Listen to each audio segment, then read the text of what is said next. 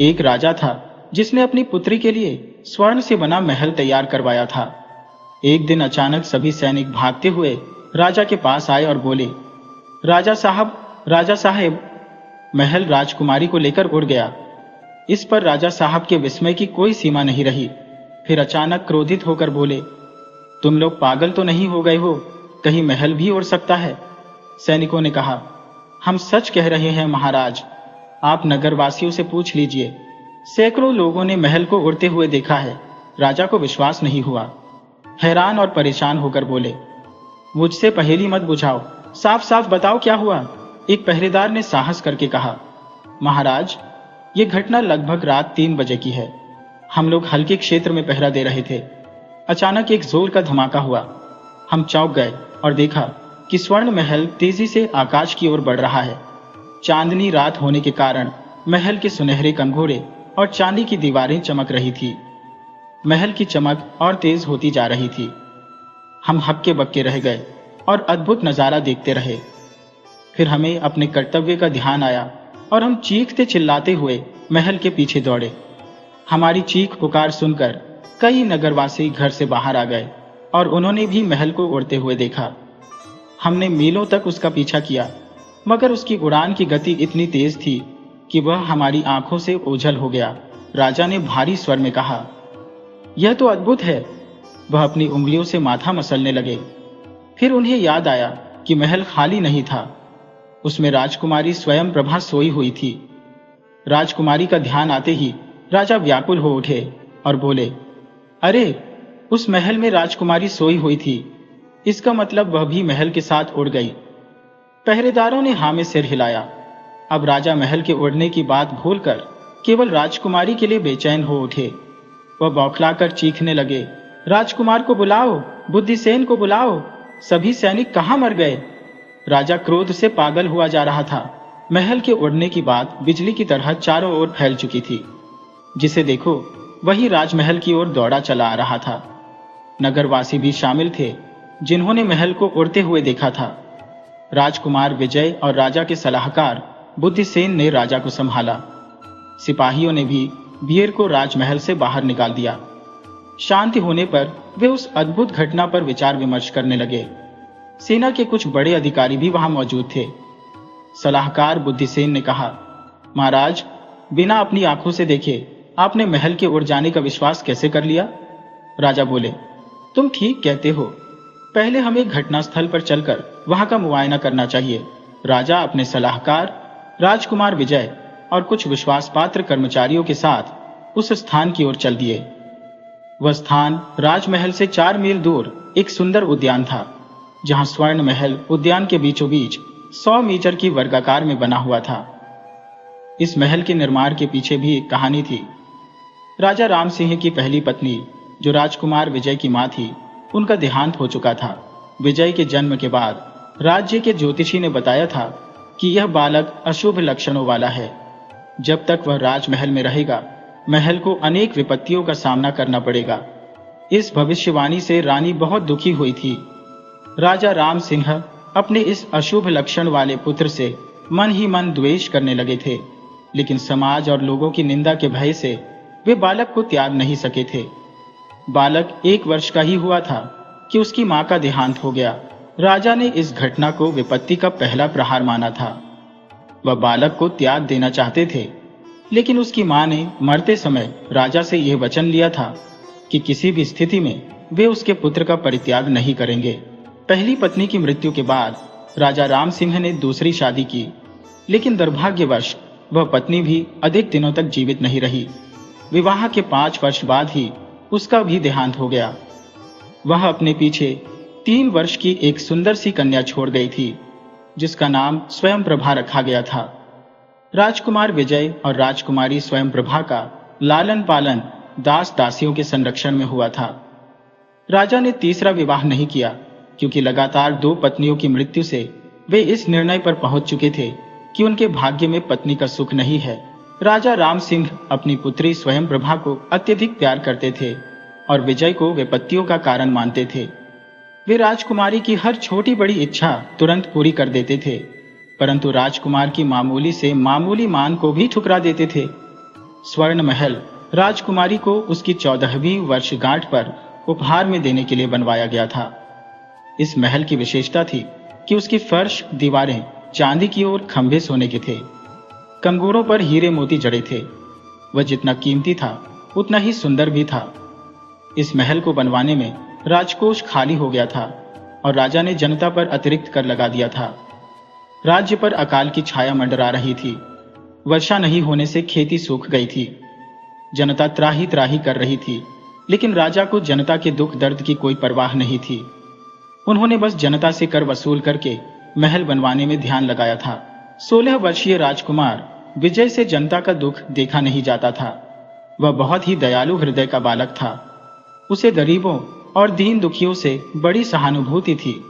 उसे अपने पिता का स्वर्ण महल बनवाना अच्छा नहीं लगता था। वह चाहता था कि महल का निर्माण रोका जाए और उस धन से जनता की सहायता की जाए।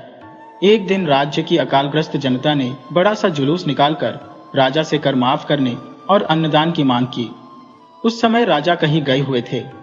जुलूस का सामना राजकुमार विजय को करना पड़ा।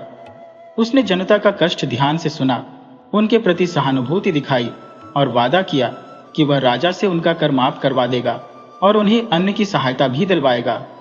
जनता राजकुमार की जय जयकार करती हुई वापस चली गई। राजा के वापस लौटने पर विजय ने जनता की मांग उनके सामने रखी और उदारता पूर्वक विचार करने को कहा। ये सुनकर राजा बहुत बिगड़ गए और क्रूरता से बोले, राजकुमार, मैंने प्रजा का दुख दर्द दूर करने का ठेका नहीं ले रखा। मैं इसके लिए अपनी बेटी का दिल नहीं तोड़ सकता। राजकुमार को अपने पिता की बात का बहुत दुख हुआ। वह निर्भीकता से बोला, पिताजी, शास्त्रों में राजा को प्रजा का पालन करता कहा गया है। आप जनता से कर लेते हैं, उस पर शासन करते हैं, इसलिए उसके दुख सुख की जिम्मेदारी भी आपकी है। जहां राज्य में भूखमरी फैली हो, वहां स्वर्ण महल बनवाना अन्याय है। विजय के इस कथन से राजा एकदम से कड़क उठे और बोले, असल में तुम अपनी सौतेली बहन से जलते हो, ईर्ष्या करते हो, इसलिए तुम नहीं चाहते कि उसे स्वर्ण महल जैसा अमूल्य उपहार दिया जाए। राजकुमार ने कहा, मैं इतना नीच नहीं हूं पिताजी। विजय गिलानी से भरकर बोला, मैं स्वयं प्रभा को अपने से अधिक प्यार करता हूं, परंतु यह सच है कि जनता का दुख मुझसे देखा नहीं जाता।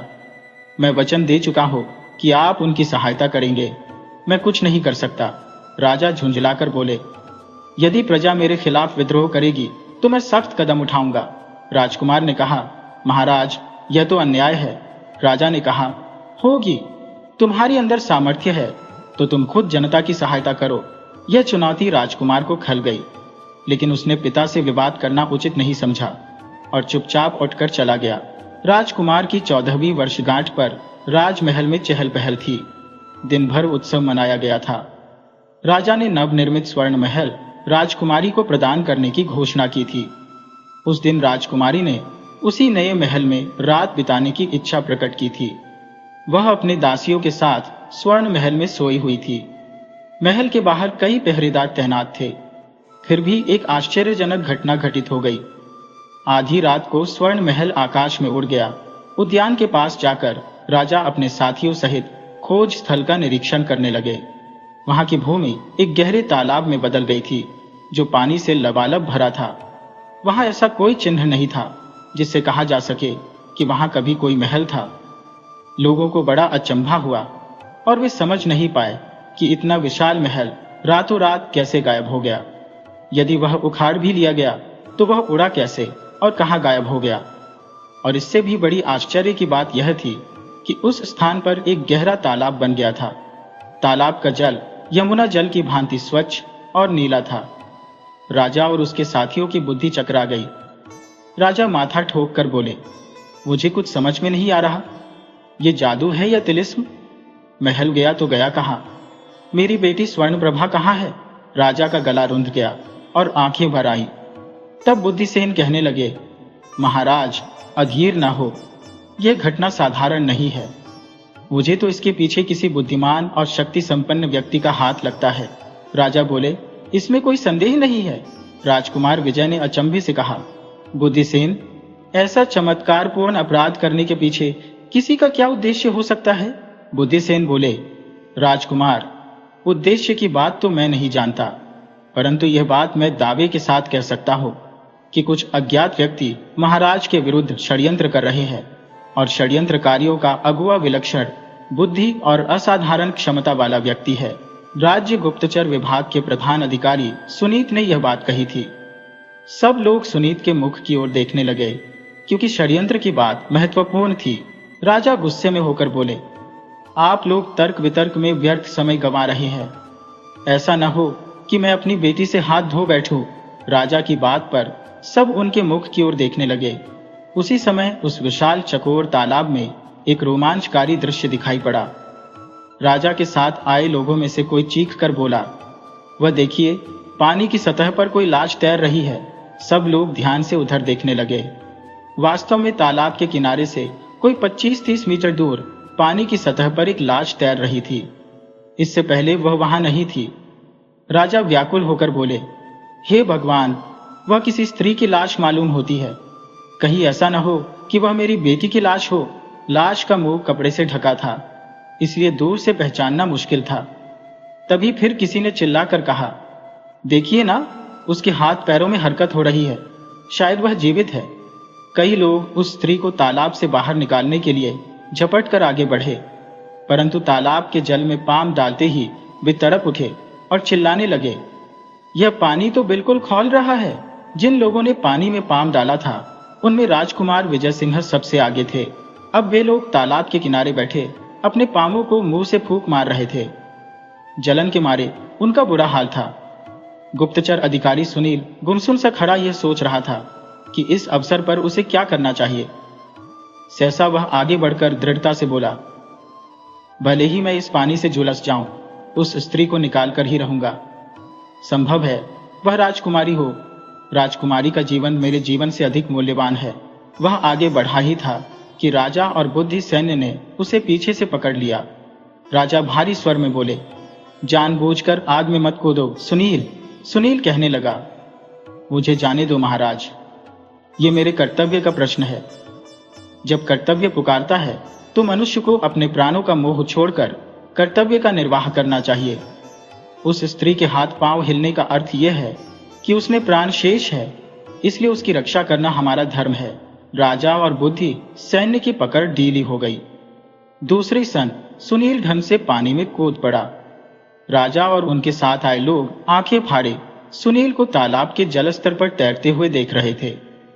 वह तीर की भांति जीवित शरीर की ओर बढ़ता जा रहा था, मगर उसकी छटपटाहट और कराहत से यह प्रतीत हो रहा था कि उसका शरीर झुलस रहा था। राजा ने गदगद स्वर में कहा, मुझे सुनील के साहस और वीरता पर गर्व है। निस्संदेह सुनील की निर्भीकता और त्याग अनुकरणीय है। बुद्धि सैन्य भी सुनील की प्रशंसा करने लगा। सुनील उस जीवित शरीर के पास पहुंच गया और उसे पकड़ना चाहता था कि तभी बचाओ बचाओ की एक तेज और करुण पुकार गूंज उठी। सुनील धड़ाम से पानी में डूब गया और बहुत देर तक दिखाई नहीं दिया, मानो कोई उसे नीचे पकड़े बैठा हो। यह दृश्य देखकर सभी के दिल दहल उठे। लोग एक दूसरे का मुंह ताकने लगे। राजा दुख से पागल होकर चिल्लाए, तुम लोग खड़े खड़े मुंह क्या ताकते हो? जल्दी से जाल का इंतजाम करो, वरना सुनील भी हाथ से गया। कुछ लोग जाल लेने दौड़े। किसी में इतनी हिम्मत नहीं थी कि सुनील को बचाने के लिए अपने प्राणों की बाजी लगाए। राजा के सिपाही कुछ देर बाद जाल और कुशल मछुआरों को लेकर आ गए। जाल डाला गया। मछुआरे घंटों तालाब को मचाते रहे, परंतु खेद की बात यह है कि सुनील का कोई अता पता नहीं चला। हाँ, वह स्त्री जरूर जाल में फंसकर बाहर आ गई। उसका मुंह खोलकर देखा गया तो वह राजकुमारी नहीं बल्कि उसकी सहेली किरण थी, जो रात को राजकुमारी के साथ स्वर्ण महल में सोई थी। उसका शरीर अधिक पानी पी जाने के कारण फूल गया था। सांस धीरे धीरे चल रही थी और वह अचेत थी। कुछ सिपाही उसे एक रथ पर लिटाकर उपचार के लिए वैद्यराज के यहाँ ले गए थे। कर्तव्यनिष्ठ सुनील को खोने के बाद राजा ने अपना सिर पीट लिया। दुख की दशा में वे लोग राजमहल की ओर लौटे। उनका रथ तालाब से कुछ ही दूर जा पाया था कि अचानक आकाश में गर्जने जैसी आवाज हुई और सबका ध्यान उधर चला गया। ऊपर का दृश्य देखकर वे लोग भयभीत हो उठे। उनका रथ वहीं चिटक गया। उन्होंने एक भयानक दैत्य को आकाश पर उड़ते हुए देखा। उसके सिर पर सींग थे, शरीर विचित्र था और आंखों से आग की लपटें निकल रही थी। वह बड़े वेग से ठहाके लगा रहा था। उसके ठहाके की आवाज बादल की गर्जना जैसी थी। जब वह रथ पर झपटा ही था कि राजकुमार विजय ने धनुष पर बाण चढ़ाकर छोड़ा। ये बाण उड़ते हुए दैत्य के शरीर पर लगा और वहां से अग्नि की लपटें निकलने लगी। दैत्य तीर की भांति विपरीत दिशा में भागा। लपटें हवा के प्रभाव से धधक रही थी। उसी समय आकाशवाणी सुनाई दी, हे राजा, सावधान हो जाओ, तुम्हारे शुभचिंतक तुम्हारा विनाश करने पर तुले हैं। राजा आज कचहरी से बुद्ध सैन्य और विजय की ओर देखने लगे। ये सब कुछ पलक झपकते ही हो गया। देखते ही देखते कुशल वेदों के उपचार से राजकुमारी की सहेली किरण को शीघ्र ही स्वस्थ कर दिया गया और वह चलने फिरने लगी। राजा ने उसे बुलाया और उस रात की घटना के विषय में पूछा। घटना को याद करते ही किरण सिहर उठी। फिर बोली, महाराज, वह घटना बहुत ही रोमांचकारी है। हम लोग स्वयं आश्चर्यचकित हैं। राजा उत्सुकता से बोले, दुर्घटना के समय तुम राजकुमारी के साथ थी, इसलिए तुम्हें सही जानकारी होगी। सच सच बताओ कि कब, क्या और कैसे हुआ था। तुम्हारे बयान से हमें राजकुमारी की खोज करने में सहायता मिलेगी। किरण कहने लगी, महाराज, रात को राजकुमारी जब स्वर्ण महल में सोने गई थी तो मेरे सहित उनके साथ 5 दासियां थी। मुख्य द्वार पर कई सिपाही पहरा दे रहे थे। जैसे ही रथ से उतरकर हमने महल के अंदर प्रवेश किया, सैनिक आदर से सिर झुकाकर अलग हट गए। राजकुमारी आगे आगे थी और हम उसकी अगल बगल, बाकी दासियां पीछे थी। राजकुमारी हमें लेकर महल के सबसे विशाल और सुसज्जित कमरे में पहुंची। वहां कई शानदार पलंग बिछे हुए थे और ऐशो आराम की दूसरी चीजें ढंग से सजाई गई थी। हर जगह मखमली कालीन बिछा था। दीवारों पर चित्रकारी बनी हुई थी और खिड़कियों पर मोतियों की जाली लगी थी। राजकुमारी हमारे साथ घूम घूम कर कमरे की सजावट देखकर आनंदित हो रही थी। फिर वह सबसे शानदार पलंग पर बैठ गई और हमें नाचने गाने को कहा। एक दासी ने राजकुमारी से नाचने का आग्रह किया, जिसे राजकुमारी ने स्वीकार किया और वह नाचने लगी। हम लोग गाने लगे। लगभग 1 घंटे तक नाच गाना चलता रहा। फिर हमें प्यास लगने लगी। राजकुमारी ने अधेड़ उम्र की दासी कृष्ण से पानी लाने को कहा, लेकिन पानी का कोई इंतजाम नहीं था। कृष्णा ने असमर्थता प्रकट करते हुए कहा, राजकुमारी जी, यहां पानी नहीं मिल सकता। आसपास कोई कुआं या तालाब भी नहीं है। इस पर राजकुमारी ने बिगड़कर कहा, जैसे भी हो पानी लेकर आओ, प्यास के मारे हमारा गला सूख रहा है। कृष्णा लगभग 1 घंटे बाद पानी से भरी हुई सुराही लेकर आई और बोली, बड़ी मुश्किल से एक सिपाही कहीं दूर से ये सुराही भरकर लाया है। आप लोगों को इतने में ही संतोष करना पड़ेगा। पानी कम था और पीने वाले अधिक, इसलिए हमें थोड़ा थोड़ा पानी पीकर संतोष करना पड़ा। लेकिन वह पानी इतना खारा और कसैला था कि उसे अधिक पिया भी नहीं जा सकता था। राजकुमारी ने कृष्णा को डांटा कि वह इतना खराब पानी क्यों लाई। इस पर कृष्णा ने कहा कि यह भी बड़ी कठिनाई से मिला है। राजकुमारी ने और पानी पीते ही हम लोगों को मोर्चा आने लगा। हम इस तरह झूमने लगे जैसे किसी ने नशा पिला दिया हो। राजकुमारी तो पानी पीते ही खर्राटे भरने लगी। धीरे धीरे हम सब भी एक एक पलंग पर जा गिरी। हमें अपने तन बदन का होश नहीं रहा। हमारी नींद उस समय टूटी जब बम फटने जैसा तेज धमाका हुआ। हमारे पलंग इस तरह हिलने लगे मानो भूचाल आ गया हो। हम सब चौंक कर अपने अपने पलंग पर उठकर बैठी तो हमारी आंखें फटी की फटी रह गई।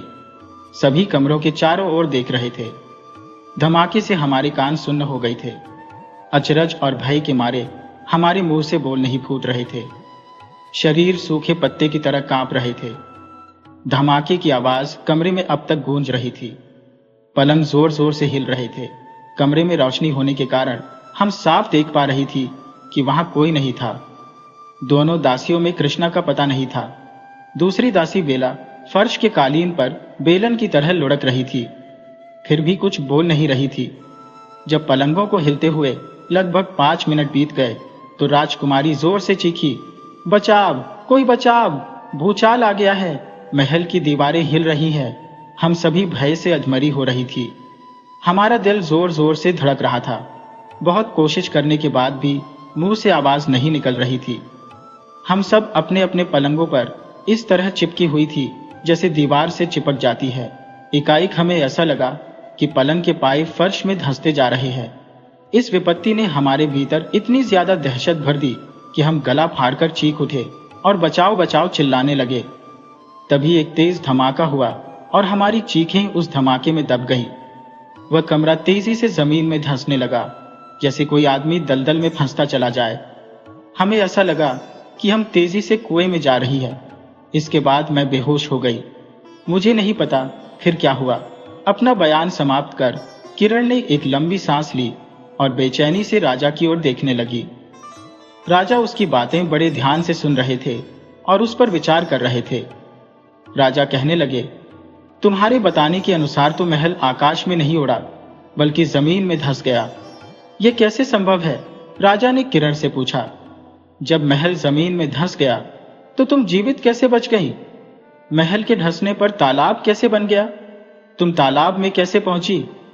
राजकुमारी और बाकी लोग कहां गायब हो गए? सबसे बड़ी बात यह है कि खौलते पानी का तुम पर कोई प्रभाव क्यों नहीं हुआ? किरण ने जवाब दिया, महाराज, जब तक मुझे होश था मैंने देखा कि महल जमीन में धंसता चला जा रहा था।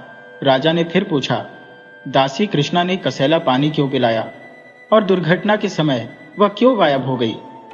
राजा इन सवालों पर गंभीरता से विचार कर रहे थे। उनके मन में यह शंका थी कि कोई उनके विरुद्ध भयानक षड्यंत्र रच रहा है, लेकिन वह असाधारण शक्ति संपन्न शत्रु कौन हो सकता है, यह समझ नहीं आ रहा था।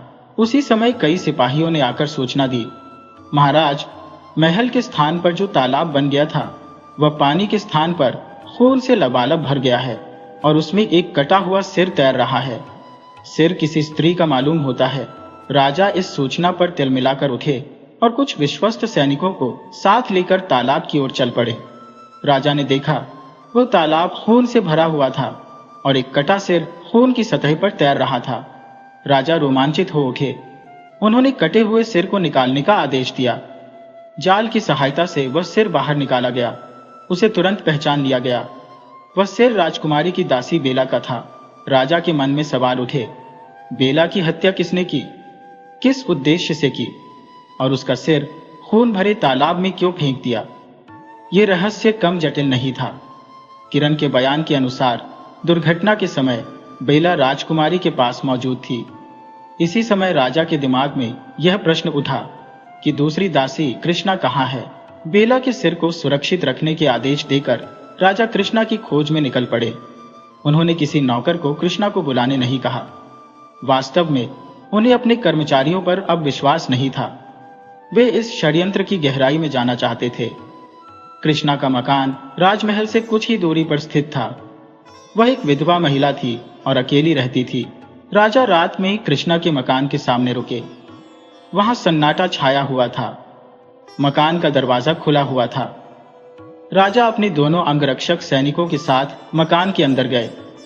उन्होंने देखा कि कृष्णा अपने बिस्तर पर मरणासन्न हालत में पड़ी थी। वहां और कोई नहीं था। राजा ने उसे आवाज दी तो उसने चौंक कर आंखें खोली, लेकिन वह कुछ बोल नहीं सकी। उसकी आंखों से आंसू बहने लगे। राजा उसके बिस्तर के पास आकर खड़े हो गए और नम्रता से बोले, क्या तुम्हारी तबीयत खराब है? मैं तुमसे कुछ जरूरी बातें करने आया हूं। कृष्णा ने उठने की कोशिश की मगर वह उठ नहीं सकी। बोलने की कोशिश की तो होंठ फड़फड़ाते रहे, लेकिन शब्द नहीं निकले। राजा को समझते देर नहीं लगी कि वह उठने और बोलने में असमर्थ थी। राजा ने पूछा, क्या तुम बोल नहीं सकती? कृष्णा ने अपना मुंह खोलकर अपनी जीभ की ओर इशारा किया। यह देख राजा हैरान रह गए। यह स्पष्ट हुआ कि कृष्णा की जीभ कट चुकी है, इसलिए वह बोल नहीं पा रही है। 3 दिन पहले कृष्णा पूरी तरह स्वस्थ थी। अचानक उसकी जीभ कब कट गई? यह तथ्य भी रहस्यपूर्ण था। कृष्णा की इस हालत ने राजा को निराश किया। वह दुर्घटना के बारे में कोई जानकारी नहीं दे सकी। किरण की बातों से राजा को कृष्णा पर संदेह हो गया था कि कहीं वह भी इस दुर्घटना में शामिल तो नहीं, लेकिन उसकी स्थिति देखकर वह संदेह भी जाता रहा।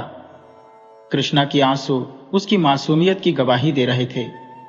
वह अपने हाथों से कुछ समझाने की कोशिश कर रही थी, लेकिन राजा उसकी संकेतों को समझ नहीं पा रहे थे। मजबूरन राजा उसे वहीं छोड़कर वापस लौट गए। रहस्य की एक और गांठ लग गई। राजा जब कृष्णा के घर से राजमहल लौट रहे थे तो अचानक उनके रथ के पहिए जाम हो गए, मानो किसी ने उन्हें मजबूती से पकड़ रखा हो। सारथी ने घोड़ों को कई बार चाबुक मारे, लेकिन वे आगे बढ़ने के बजाय पिछली टांगों पर खड़े होकर ही उछलने लगे। सारथी की असमर्थता देख राजा हैरान परेशान होकर इधर उधर देखने लगे, लेकिन दूर दूर तक कोई नजर नहीं आया। राजा और सारथी रथ के पहियों का निरीक्षण करने लगे, परंतु वहां कोई खराबी नहीं मिली। जमीन भी समतल और चिकनी थी, फिर भी रथ नहीं हिल रहा था। अचानक वातावरण में किसी का कुरलाने वाला अट्टहास गूंज उठा, जिससे वे स्तब्ध रह गए। वह अट्टहास की आवाज किसकी थी और कहां से आ रही थी, ये समझ नहीं आया। ये घटना भी अन्य घटनाओं की तरह रोमांचक और रहस्यपूर्ण थी। सारथी भय से कांप रहा था और राजा भी आश्चर्य से आकाश की ओर देख रहे थे। अट्टहास की कठोर आवाज लगातार गूंज रही थी और फिर अचानक बंद हो गई। तभी एक कठोर आवाज उभरी, राजन, राज्य में जो घटनाएं घट रही है उनके लिए तुम स्वयं उत्तरदायी हो। जब तक तुम्हारा विनाश नहीं होगा दुर्घटनाएं होती रहेंगी। राजा गुस्से और हताशा से चिल्लाए, तुम कौन हो, कहां हो, सामने आकर बातें करो। आवाज आई, मैं तुम्हारे सामने खड़ा हूं, सिर्फ 2 गज की दूरी पर। तुम मुझे अच्छी तरह से पहचानते हो, परंतु देख नहीं पा रहे हो। राजा बौखलाकर चारों तरफ देखने लगे, लेकिन कोई नहीं दिखा। वह चिल्लाए, तुमने मेरे रथ को क्यों पकड़ रखा है? यह तुम्हारा अभिमान है और तुम्हारी विनाश का कारण भी। जब तक तुम इसे नहीं छोड़ोगे संकटों से छुटकारा नहीं मिलेगा। राजा ने कड़क कर पूछा, तुम चाहते क्या हो? आवाज ने उत्तर दिया, अगर तुम संकटों से छुटकारा पाना चाहते हो तो प्रजा से क्षमा मांगनी होगी। तुमने अपने स्वार्थ के लिए प्रजा को बहुत सताया है। राजा ने व्यग्रता से पूछा, क्या क्षमा मांगने पर मुझे मेरी बेटी वापस मिल जाएगी? आवाज ने उत्तर दिया, ये वादा नहीं किया जा सकता, लेकिन तुम आने वाली मुसीबतों से बच जाओगे। राजा ने गुस्से में कहा, तुम कौन हो? मैं समझ रहा हूं कि तुम कोई प्रेत, दुष्ट आत्मा या राक्षस हो। तुमने मेरी बेटी का अपहरण किया है और ये घटनाएं रच रहे हो, परंतु तुम्हारी चाल कामयाब नहीं हो सकती। यह कहकर राजा ने तीर निकाला और धनुष पर चढ़ाकर अदृश्य आवाज की दिशा में छोड़ना चाहा। तभी एक घुड़सवार राजा के सामने आकर खड़ा हो गया। राजा ने तीर नहीं छोड़ा। घुड़सवार पसीने से लथपथ था, मानो लंबी यात्रा से लौटा हो। उसने घोड़े से उतरकर राजा को प्रणाम किया और घबराए स्वर में बोला, मैं आपकी तलाश में निकला था, संयोग से आप मिल गए। कृपया तुरंत महल चलिए।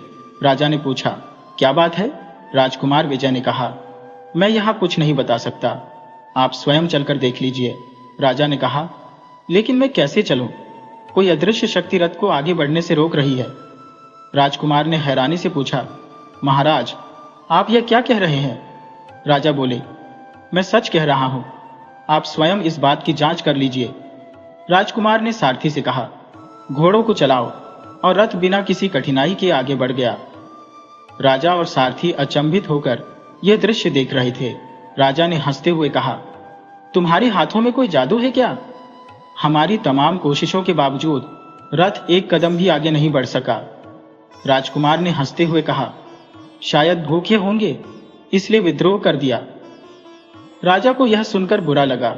उन्हें लगा कि राजकुमार उन पर व्यंग कर रहा है, लेकिन राजा को महल पहुंचने की जल्दी थी, इसलिए उन्होंने कोई विवाद नहीं किया और सारथी से कहा कि वह राजकुमार के घोड़े पर बैठे और रथ को चलाए। रथ बिना किसी बाधा के तेजी से चलने लगा। राजा अपने विचारों में डूब गए, ये सोचते हुए कि अचानक वह रहस्यमय आवाज कहाँ गायब हो गई और रथ कैसे चलने लगा।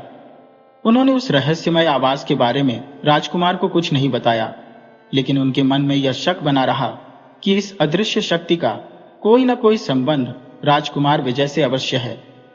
उन्होंने अपने मन में इस शक को छुपा लिया और चुपचाप राजकुमार की गतिविधियों पर नजर रखने लगे। महल पहुंचकर राजा को एक नया रहस्य देखने को मिला।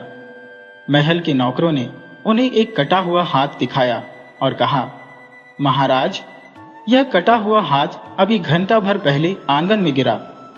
भगवान जाने यह शैतानी किसने की है और किसका हाथ है। राजा ने उस हाथ को गौर से देखा। वह हाथ कोड़ा, कोमल हथेली, लंबी पतली उंगलियां और मेहंदी से सजी हुई थी। उंगलियों में हीरे की बहुमूल्य अंगूठियां थी। राजा चिल्लाए, यह तो मेरी बेटी स्वयं प्रभा का हाथ है। राजा ने कटे हुए हाथ को अपने सीने से लगाया और पागलों की तरह विलाप करने लगे। महल में कोहराम मच गया। दुख और करुणा का सागर बहने लगा। उधर राजकुमारी स्वयंप्रभा की आंख खुली तो उसने खुद को एक अंधेरी कोठरी में पाया। उसे अपने शरीर में कमजोरी महसूस हो रही थी। उसने उठने की कोशिश की लेकिन असमर्थ रही। उसे भूख और प्यास भी सताने लगी। घटना चक्र उसे एक एक करके याद आने लगा, लेकिन वह समझ नहीं पा रही थी कि यह सब कैसे हुआ। अचानक अंधेरे में रोशनी फैल गई। स्वयंप्रभा ने देखा कि एक व्यक्ति जलती हुई मशाल लिए उसकी ओर आ रहा है। उस व्यक्ति का सारा शरीर राक्षस जैसा था। मुख पर काले कपड़े का नकाब था और सिर्फ आंखें दिख रही थी। स्वयंप्रभा डर से चीख उठी और अपना मुंह ढक लिया। वह व्यक्ति मधुर आवाज में बोला, डरो नहीं राजकुमारी, मैं तुम्हें कोई कष्ट नहीं दूंगा। मैं तो तुम्हारी रक्षा करना चाहता हूं। उसकी मधुर वाणी सुनकर राजकुमारी का डर कुछ हद तक कम हो गया। उसने कांपती आवाज में पूछा, मैं यहां क्यों लाई गई हो? तुम कौन हो? वह व्यक्ति हंसकर बोला, डरो नहीं राजकुमारी, सब मालूम हो जाएगा। 4 दिन बाद तुम्हारी बेहोशी दूर हुई है। तुम्हें भूख प्यास सता रही होगी। बोलो, क्या खाओगी? नकाबपोश की हमदर्दी भरी बातें सुनकर राजकुमारी की भूख और प्यास और बढ़ गई। वह बोली, कुछ भी खा लूंगी। भूख के मारे मेरा शरीर टूट रहा है। नकाबपोश तुरंत वापस मुड़ा और अंधेरे में खो गया। लगभग 5 मिनट बाद कोठरी में फिर से मशाल की रोशनी फैल गई। नकाबपोश व्यक्ति हाथों में भोजन की थाली लेकर राजकुमारी के पास आया। यह देखकर राजकुमारी आश्चर्यचकित रह गई। यह नकाबपोश पहले वाले से कद में काफी छोटा था। उसके हाथ कलाई से उंगलियों तक खुले थे, जो किसी स्त्री के हाथ लग रहे थे। इसके अलावा उसका नकाब गहरे लाल रंग का था, जबकि पहले वाला नकाब काले रंग का था। मशाल की रोशनी इतनी तेज थी कि राजकुमारी को दोनों नकाबपोशों के बीच का अंतर समझने में कोई कठिनाई नहीं हुई। लाल नकाबपोश ने उसे भोजन करने को कहा और उसकी आवाज से राजकुमारी को यकीन हो गया कि वह एक स्त्री है, जबकि पहला नकाबपोश पुरुष था। राजकुमारी को लगा कि वह षड्यंत्रकारियों के जाल में फंस गई है, जिनमें स्त्री और पुरुष दोनों शामिल हैं। राजकुमारी इतनी कमजोर महसूस कर रही थी कि वह स्वयं अपने हाथों से भोजन नहीं कर सकती थी। लाल नकाबपोश ने बड़े ही अपनत्व से उसे भोजन खिलाया। राजकुमारी के भोजन कर लेने के तुरंत बाद लाल नकाबपोश वहां से चला गया, लेकिन राजकुमारी उससे बातें करना चाहती थी। कुछ ही देर बाद पहला काला नकाबपोश कोठरी में फिर आया और बोला, स्वर्णप्रभा, तुम्हें कोई कष्ट तो नहीं है? राजकुमारी को आश्चर्य हुआ कि नकाबपोश उसका नाम जानता है। उसने व्याकुलता से पूछा, कैद में कौन सुखी रह सकता है? साफ साफ बताओ कि मुझे यहाँ क्यों लाया गया है और तुम कौन हो? नकाबपोश बोला, तुम्हें लाने का उद्देश्य बहुत साधारण है। राजकुमारी ने पूछा, क्या? वह बोला, तुमसे और तुम्हारे पिताजी से बदला लेना। राजकुमारी ने व्याकुलता से कहा, मेरे पिताजी ने तुम्हारा क्या बिगाड़ा है? नकाबपोश बोला, समय आने पर तुम्हें सब मालूम हो जाएगा। वास्तव में तुम्हारे पिता मेरे शत्रु हैं, फिर भी मैं तुम्हें बताऊंगा नहीं। राजकुमारी ने कहा, अगर तुम्हें मुझसे इतनी हमदर्दी है तो मुझे मेरे पिता के पास पहुंचा दो। वह बोला, पहुंचा दूंगा। राजकुमारी ने पूछा, कब? वह बोला, मेरी एक शर्त है। राजकुमारी बोली, क्या शर्त है? तुम्हें अपनी हस्तलिपि में अपने पिता को एक पत्र लिखना होगा। नकाबपोश ने कहा। राजकुमारी ने पूछा, कैसा पत्र? तुम्हें उस पत्र में लिखना होगा कि तुम्हारे भाई राजकुमार विजय ने तुम्हारा अपहरण किया है और किसी अज्ञात स्थान पर बंदी बना रखा है, और यह भी लिखना होगा कि विजय तुम्हारे विरुद्ध षड्यंत्र कर रहा है और उसका विश्वास न करें और उसे तुरंत बंदी बना लें। नकाबपोश ने कहा। राजकुमारी तड़प कर बोली, मैं अपने भाई पर झूठी आरोप नहीं लगा सकती। अभी तो तुम मुझे और मेरे पिता को अपना दुश्मन कह रहे हो, अब इसमें मेरा भाई भी कहां से शामिल हो गया? नकाबपोश कठोर स्वर में बोला, तुम्हारा भाई हम सबका दुश्मन है। स्वर्णप्रभा, राजकुमारी ने कहा, तुम्हारी बातें मेरी समझ में नहीं आती। जो कुछ भी हो, मैं बिना प्रमाण के अपने भाई को दोषी नहीं ठहरा सकती। नकाबपोश ने कहा, तुम्हें ऐसा करना ही पड़ेगा। स्वर्णप्रभा ने कड़ाई से कहा, नहीं, मैं ऐसा नहीं कर सकती। नकाबपोश कठोर स्वर में बोला, अगर 2 दिन के अंदर तुमने अपने पिता को पत्र नहीं लिखा तो तुम्हें अपने पिता का कटा हुआ सिर अपने सामने मिलेगा। राजकुमारी भय से चिल्लाने लगी और बेहोश हो गई। नकाबपोश क्रूरता से हंसकर कोठरी से बाहर निकल गया। उसके निकलते ही कोठरी का दरवाजा अपने आप बंद हो गया। उधर राजा संकटों और षड्यंत्रों के जाल में उलझे हुए थे। व्यक्तिगत परेशानियों के कारण उन्होंने राजकाज में रुचि लेना छोड़ दिया था। उन्हें प्रजा के सुख दुख की कोई परवाह नहीं रह गई थी। शासन का कार्य उन्होंने अपने सलाहकारों और सैनिक अधिकारियों पर छोड़ दिया था। वे स्वयं दिन रात अपने विरुद्ध होने वाले षड्यंत्रों का पता लगाने और अपराधियों को पकड़ने में व्यस्त रहते थे। राजा की उदासीनता के कारण प्रजा निरंकुश होती जा रही थी। राज्य में अशांति, अपराध और अनुशासनहीनता बढ़ रही थी। अकाल पीड़ित जनता अपनी भूख शांत करने के लिए तरह तरह के अपराध करने लगी थी। आए दिन चोरी, हिंसा और लूटपाट की घटनाएं बढ़ती जा रही थी। जो लोग साहसी थे वे ये अपराध करते थे, परंतु कमजोर वर्ग के लोग अपराध से डरते थे। उन्हें एकमात्र राजा की दया और उदारता का सहारा था, लेकिन राजा को दया और दान देने का समय नहीं था। उन्हें अपने दुखों के आगे प्रजा का दुख नगण्य लगता था। गरीब लोग प्रतिदिन जुलूस बनाकर राजमहल के सम्मुख प्रकट होते और राजा से अन्न व वस्त्र की मांग करते। उनका नारा भी था कि राजकुमार विजय को युवराज घोषित करके राज्य संचालन उनके हाथों में सौंप दिया जाए। परंतु गरीबों की दारुण पुकार सुनने वाला वहां कोई नहीं था, बल्कि राजा के सैनिक उन्हें मारपीट कर राजमहल से दूर भगा देते थे। उन्हीं दिनों की बात है, एक साम्राज्य में अकालग्रस्त क्षेत्रों में कई बैलगाड़ियां दिखाई दी। उन बैलगाड़ियों पर अनाज के बोरे और वस्त्रों के गट्ठर लदे हुए थे।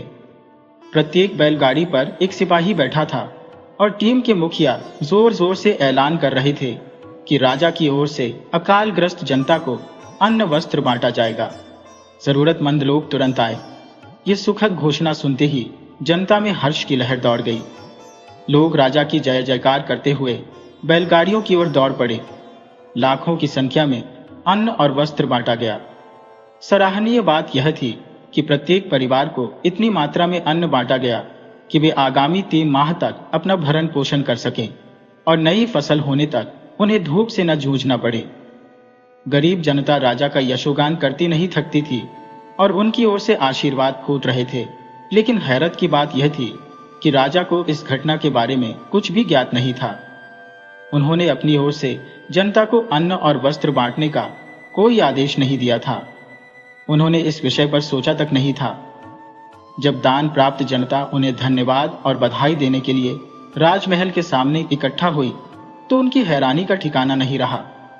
राजा ने कहा कि उन्होंने ऐसा कोई आदेश नहीं निकाला है। इस पर कई लोग उनकी महानता की सराहना करते हुए बोले कि महापुरुष अपने कार्य का जिंदोरा नहीं पीटते। आप दानवीरता को गुप्त रखना चाहते हैं। राजा ने हैरान होकर बुद्धिसेन और सैनिक अधिकारियों से पूछताछ शुरू की। बुद्धिसेन ने अचरज से कहा कि मैंने इस घटना के विषय में सुना तो समझा कि अन्न और वस्त्र आपकी ओर से बांटा जा रहा है, इसलिए मैंने खोजबीन नहीं की। राजा ने कहा, ऐसी ही बात सैनिकों और अधिकारियों ने भी कही। इस पर राजा बिगड़कर बोले, मुझे चारों ओर से संकट घेरे हुए हैं। ऐसे समय में मुझे अन्न बांटने का ध्यान नहीं है। आप लोग अन्न और वस्त्र बांटने वाले को पकड़कर तुरंत मेरे सामने पेश करो। वे तुरंत राजा का आदेश मानने के लिए निकल पड़े। राजा का यह संदेह था कि उनका बेटा विजय उनके विरुद्ध षड्यंत्र रच रहा है, क्योंकि विजय सदा प्रजा का पक्ष लेता है। वह पहले ही प्रजा को अन्न और वस्त्र बांटने का आग्रह कर चुका है। इसके अलावा भी अन्य कई तथ्य विजय के प्रति संदेह उत्पन्न करते थे, परंतु बिना किसी ठोस प्रमाण के वे विजय को दोषी नहीं ठहराना चाहते थे।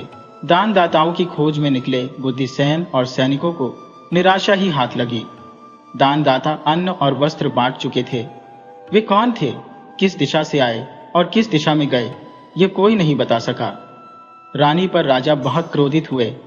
उन्होंने राजकुमार विजय को बुलाकर डपटते हुए कहा, तुमने प्रजा को अन्न और वस्त्र बांटा? विजय कुछ समय तक खामोश रहा, फिर शालीनता से बोला, ऐसा मैंने नहीं किया पिताजी, लेकिन यदि वास्तव में जनता को अन्न और वस्त्र की सहायता मिली है तो यह तो बहुत उत्तम कार्य हुआ। राजा चीख कर बोले, चुप रहो, ये सब तुम्हारे ही कारनामे हैं। मैं तुम्हें कठोर दंड दूंगा। अपराधी को दंड मिलना ही चाहिए। विजय ने निर्भीकता से कहा, पिताजी, आप गलत समझ रहे हैं। राजा क्रोध से चिल्लाते हुए बोले, मैंने तुम्हें अपने उत्तराधिकार से वंचित करके आजीवन कारावास में डाल दूंगा। तब बुद्धिसेन कहने लगे, राजा साहब ऐसा नहीं करेंगे, शांत हो जाइए। पिता पुत्र के विवाद, मतभेद और दुराभाव होना अच्छा नहीं होता। आपकी शत्रु और प्रजा पर इसका बुरा प्रभाव पड़ेगा। वे आपसी अनबन का नाजायज फायदा उठाने लगेंगे। दिशान ने भी गंभीरता से कहा, महाराज, विश्वास की जड़ें इतनी कमजोर नहीं होती। संभव है षड्यंत्रकारी आपको राजकुमार के प्रति भड़काने के लिए संदेह उत्पन्न कर रहे हैं, जिससे संदेह तुम्हारा राजकुमार पर आ जाए। इसलिए आप सोच समझकर कदम उठाएं। बुद्धिसेन की इस बात पर राजा विचार मग्न हो गए। जिस समय राजा और बुद्धिसेन में ये बातें हो रही थी वह सायंकाल का समय था। वे लोग राजमहल से बाहर उद्यान में बैठे बातें कर रहे थे।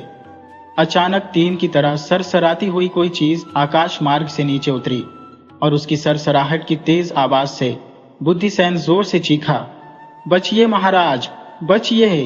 राजा और विजय सिंह अचंभित हो गए और उनका ध्यान आकाश की ओर चला गया।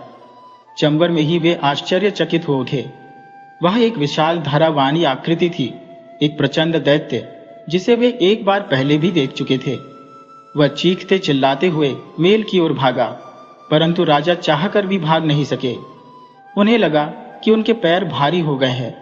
वे जड़ से खड़े रहे, जबकि राजकुमार फुर्ती से अपने स्थान से कुछ कदम पीछे हटे और धनुष पर बाण चढ़ाने लगे। दैत्य ने अपना एक हाथ हवा में लहराया और राजा की गर्दन को उसमें बांधकर ऊपर उड़ाने लगा। राजा चीख पड़ा और चिल्लाने लगा, बचाओ, बचाओ। विजय ने दैत्य को निशाना बनाकर तीर छोड़ा। निशाना अचूक था।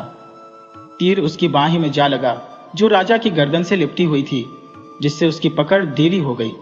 राजा जमीन पर आकर गिरे और गिरते ही बेहोश हो गए। अब तक चीख पुकार सुनकर तमाम सैनिक और सिपाही वहां पहुंच चुके थे, लेकिन उनमें से कोई भी कुछ करने की हिम्मत नहीं कर रहा था। दैत्य की बाह से खून टपक रहा था और वह अपने उद्देश्य में असफल होकर तेजी से विपरीत दिशा में उड़ने लगा। विजय ने जमीन पर दौड़ते हुए उस पर दूसरा तीर छोड़ा, जिससे वह घायल होकर धरती की ओर आने लगा। तीर लगने से वह राजमहल से 1 मील की दूरी पर स्थित जंगल में पैरों के बल गिरा। देव योग से वहां एक विशालकाय अजगर अपना भयानक मुंह खोले लंबी लंबी सांसें ले रहा था। अजगर ने दैत्य को निगलना शुरू कर दिया। यह देखकर राजकुमार ने तीर छोड़े ताकि दैत्य को अजगर के चंगुल से बचा सके और उसका भेद जान सके।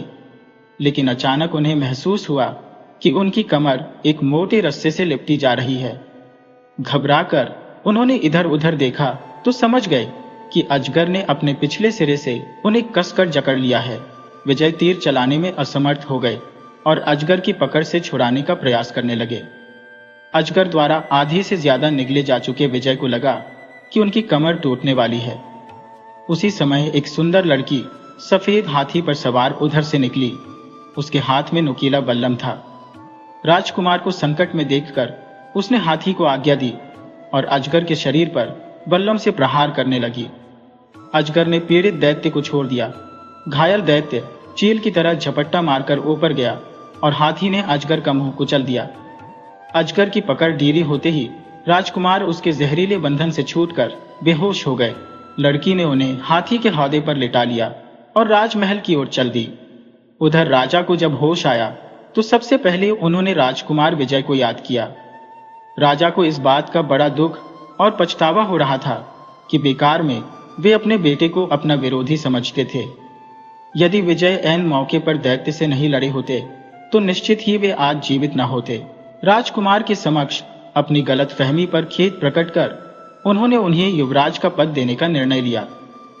पिता के बुलावे पर राजकुमार उनके विश्राम कक्ष में आए तो उनके साथ कला और बुद्धिसेन भी थे। वही साहसी और सुंदर नवयुवती भी थी जिसने राजकुमार को दैत्य और अजगर के चंगुल से मुक्त कराया था। कला राजा के सलाहकार बुद्धिसेन की होनहार पुत्री थी। राजकुमार जब राजा के पास आए तो उन्हें हृदय से लगाकर राजा स्नेहपूर्वक बोले, राजकुमार, मुझे क्षमा कर दो। मैं तुम्हारे प्रति गलतफहमी का शिकार था। अपने प्राण संकट में डालकर तुमने मेरे प्राणों की रक्षा की है। मुझे तुम्हारे जैसे वीर पुत्र पर गर्व है। विजय ने विनम्रता से उत्तर दिया, पिताजी, ये तो मेरा कर्तव्य था। राजा ने कला के साहस और वीरता की भी प्रशंसा की। विजय ने कला का परिचय देते हुए कहा, इस लड़की ने मुझे मौत के मुंह से बचाया है। राजा अचरज से कला की ओर देखने लगे। कला ने राजा को प्रणाम किया और शर्म से सिर झुका लिया। विजय ने कला के साहस की कहानी सुनाई। राजा ने कला के सिर पर हाथ फेरते हुए गदगद स्वर में कहा, बुद्धिसेन, वास्तव में तुम्हारी पुत्री महान है।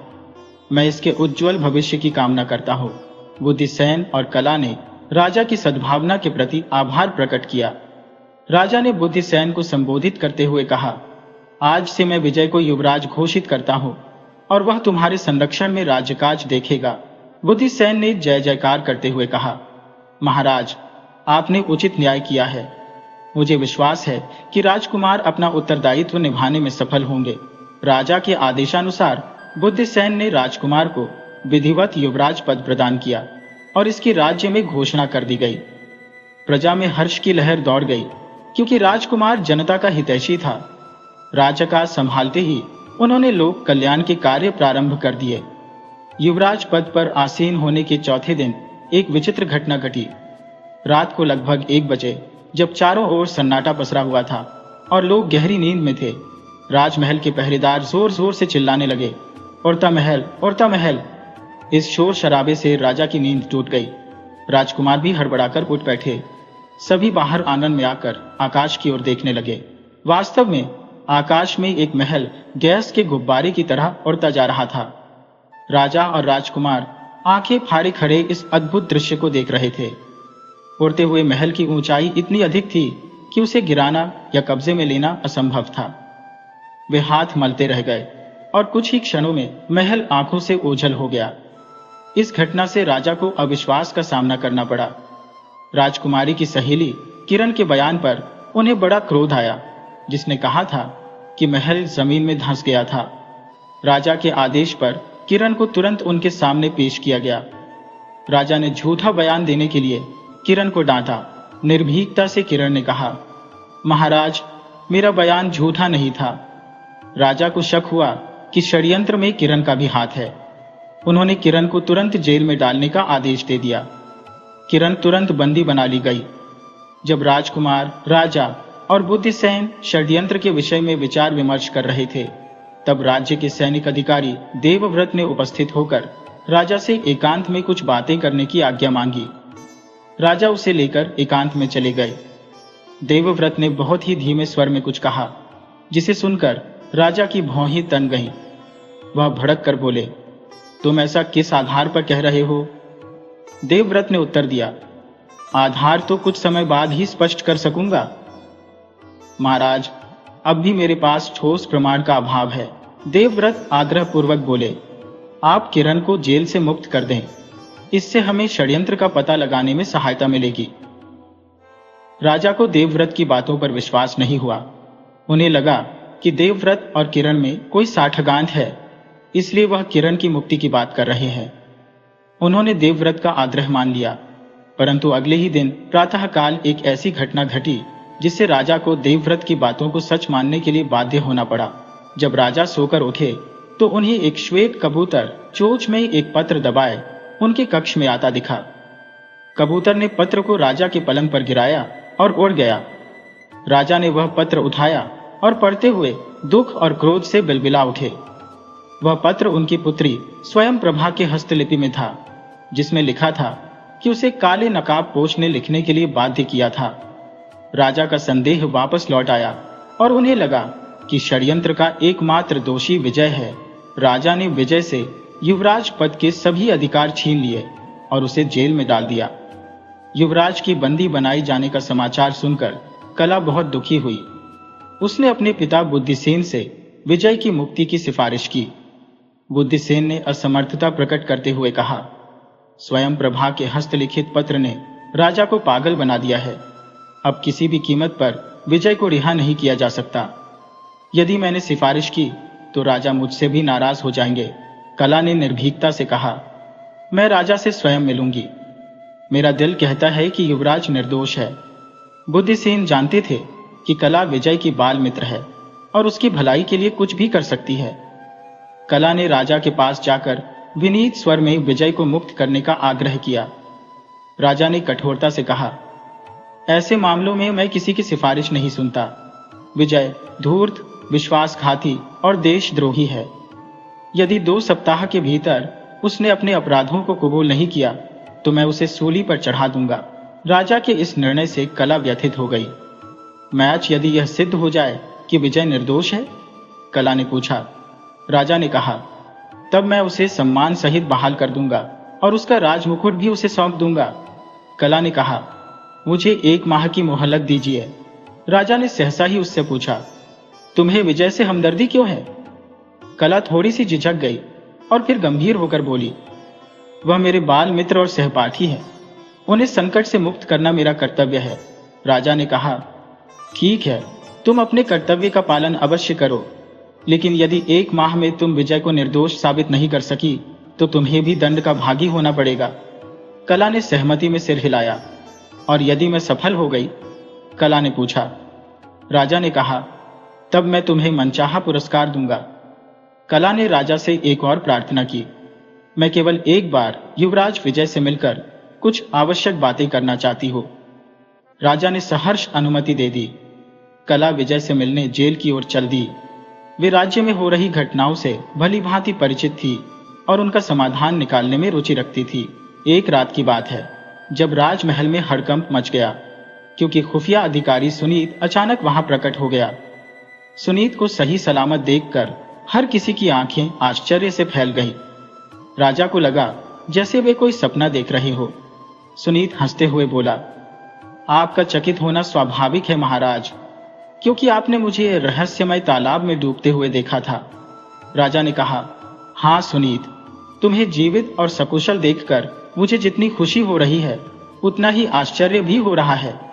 तुम बच कैसे गए और इतने दिनों तक कहां थे?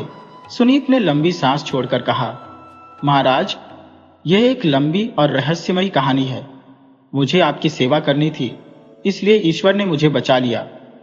राजा ने उसे गले लगाते हुए कहा, मुझे तुम्हारी राजभक्ति और कर्तव्य निष्ठा पर गर्व है। सुनीत के सहसा प्रकट होने से राजमहल में दर्शकों की भीड़ जमा हो गई। उनमें कला भी थी, जो सुनीत की बातें बड़े ध्यान से सुन रही थी और उसे गौर से देख रही थी। राजा सुनीत से उसकी लापता होने की रहस्यमय कहानी सुनने के लिए अत्यधिक उत्सुक थे। वे सुनीत को लेकर एकांत में चले गए और भीड़ भी छंट गई। रात लगभग 10 बजे सुनीत राजा से विदा लेकर अपने निवास स्थान की ओर चल पड़ा। सुनीत विवाहित युवक था और राजमहल से 2 मील की दूरी पर स्थित एक राजकीय भवन में अकेला रहता था। उसे इस बात का आभास नहीं था कि कोई उसका पीछा कर रहा है। पीछा करने वाला उससे लगभग 200 गज पीछे दूसरे घोड़े पर था। वह इतने कुशलता से उसका पीछा कर रहा था कि सुनीत को उसकी भनक भी नहीं लगी। अपने भवन के सामने पहुंचकर सुनीत घोड़े से उतरा। उसने इधर उधर देखा और तेजी से आगे बढ़ गया। पीछा करने वाला एक पेड़ की आड़ से खड़ा होकर उसकी हरकतों को ध्यान से देख रहा था। सुनीत के भवन के मुख्य द्वार पर लगी हुई नजर को देखकर उसे उम्मीद थी कि सुनीत फिर से बाहर आएगा। कुछ देर बाद सुनीत के भवन का मुख्य द्वार खुला और एक साधु बाहर निकला। साधु के शरीर पर केसरिया वस्त्र, लंबी सफेद दाढ़ी और एक हाथ में त्रिशूल तथा दूसरे हाथ में कमंडल था। पीछा करने वाला उसे देखकर चकित रह गया। उसे समझ नहीं आ रहा था कि सुनीत के भवन में यह साधु कहां से आ गया। सबसे आश्चर्य की बात तो यह थी कि अभी कुछ देर पहले सुनीत ने खुद ही भवन का ताला खोला था। तो क्या साधु पहले से भवन में कैद था, या फिर साधु ने सुनीत को भवन के अंदर कैद कर दिया? पीछा करने वाला इस पहेली में उलझ गया। अचानक उसके दिमाग में एक बात आई, क्या सुनीत और साधु एक ही व्यक्ति के 2 रूप हैं? उसने सोचा, दाल में कुछ काला जरूर है, और साधु का पीछा करने का निश्चय किया। साधु तेजी से विपरीत दिशा में चल पड़ा। पीछा करने वाला उससे कुछ कदमों की दूरी पर था। लगभग 1 मील की यात्रा के बाद साधु एक साधारण मकान के सामने पहुंचकर दरवाजे पर दस्तक दी। कुछ समय बाद किसी ने दरवाजा खोला। साधु मकान के अंदर चला गया और दरवाजा बंद हो गया। पीछा करने वाला निराश हो गया, क्योंकि अब वह अंदर का हाल नहीं जान पाएगा। उसने मकान के अंदर जाने का उपाय सोचा। मकान एक मंजिला था। पास ही खड़े नीम के पेड़ की डाल मकान की छत तक पहुंची हुई थी। वह तुरंत पेड़ पर चढ़ गया और डाल से कूदकर छत पर पहुंच गया। छत से झांकने पर उसने देखा कि आंगन में लौकी की बेल रस्सी के सहारे लगी हुई थी। उसने उसी रस्सी के सहारे नीचे उतरने का निश्चय किया। आंगन में पहुंचकर बड़ी सावधानी से कमरे की ओर बढ़ा। चांदनी रात होने के कारण उसे कोई परेशानी नहीं हुई। वह कमरे की खिड़की के पास दुबक कर बैठ गया। कमरे में लैंप जल रहा था और एक अधेड़ स्त्री साधु से बातें कर रही थी। अधेड़ स्त्री आकुलता से बोली, इस बार तुमने बड़ी देर लगा दी बेटा, मैं तो घबरा रही थी। साधु ने कहा, घबराने की कोई बात नहीं मां, तुम्हारा बेटा हर कदम पर सतर्क और सावधान रहता है। स्त्री ने कहा, यह बात तो ठीक है, लेकिन मैं भयभीत रहती हूं कि कहीं ऐसा न हो कि हमारे मंसूबे पूरे होने से पहले ही हमारी पोल खुल जाए। साधु ने मां से कहा, निश्चिंत रहो मां, हमारा लक्ष्य पूरा होने से पहले का समय नजदीक आ गया है, इसलिए जो कुछ भी हमारा देश से पूर्ण होना है, मैं भी राजा की आंखों में धूल झोंकने में सफल हो गया हूं। मां ने हंसते हुए कहा, साधु के भेष में तुम असली साधु मालूम होते हो, नकली होने पर मुसीबत खड़ी हो जाएगी। साधु ने अपने बाल और दाढ़ी हटाकर अलग अलग रख दिए और वह अपने असली रूप में आ गया। पीछा करने वाले की आंखें ये देखकर फटी की फटी रह गई। साधु कोई और नहीं बल्कि सुनीत ही था। उसकी मां के साथ बातचीत सुनकर वह अत्यधिक चकित और हैरान था। सच जानने के बाद वह कमरे के पास से हट गया और कुछ छिपकर मकान के बाहर चला गया। इसके कुछ देर बाद वह घोड़ा तेज गति से राजमहल की ओर दौड़ने लगा। कला की बातें सुनकर राजा रामदेव की आंखें अचरज से फटी रह गईं।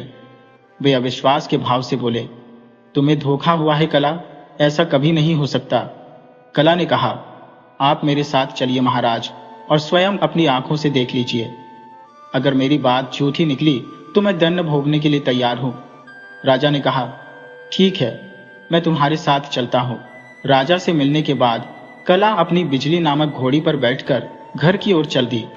बिजली हवा से बातें कर रही थी। इसी समय कला के सामने एक विचित्र पक्षी उड़ा आता हुआ दिखाई दिया।